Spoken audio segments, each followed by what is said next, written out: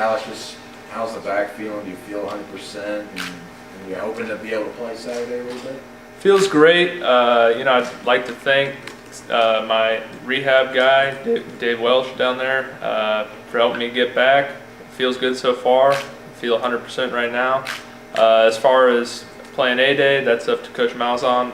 I don't know either way. I've been held the last 2 scrimmages, so I don't know. But they're being smart, trying to keep me out of harm's way. Just be smart with my reps, and hopefully I get to play. But we'll see what happens. How tough was that last year? You had the All-SEC season. You get hurt, you know you're going to be out the entire time. How tough was that last year?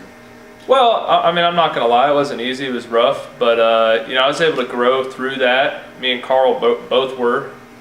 We both had to sit out the season. We both felt like we were about to have some pretty good seasons. So, obviously, it was disappointing. But, I was able to learn some things on the sidelines, kind of take a step back and kind of see the team through a bigger picture than just the O-line. So, I learned some things. Obviously, I traded to have played, but overall, I'm just excited to be back. What was the specific injury? I had a microdiscectomy. I had a herniated disc, L4, L5 in my back. Part of it had herniated and was right up against my sciatic nerve, so they went in and cut it out. But I only lost like 5% of my disc, so overall, I'm lucky. A lot of guys who had that surgery lose half their disc, so to only lose 5%, I feel pretty good about that. Was there ever a time when you wondered if you were going to be able to play again? With the surgery, what happens a little bit is I had a lot of nerve damage from where that disc had herniated, and we waited probably a month before I had surgery because we were trying to rehab it, because you don't always have to have surgery. Sometimes you can rehab the injury. So because I had gone through such a long time with that disc pressed against my nerve, I had a little bit of nerve damage that took me a couple months to overcome. So for a while I was wondering if the nerve damage was going to heal, but luckily it healed. I thank God for that, and excited to be back. And the doctors released you for full contact. They said it's okay for you to go out there and do everything? Yeah, Dr. Cordova released me for full contact, but I've got to get back up to full speed. It's been a year since I played, so I'm trying to get all my technique down, get the speed of the game down, and be able to get out there and execute like I was before. And this happened during a weight training session in Colorado, or? The first time I felt it was in Colorado.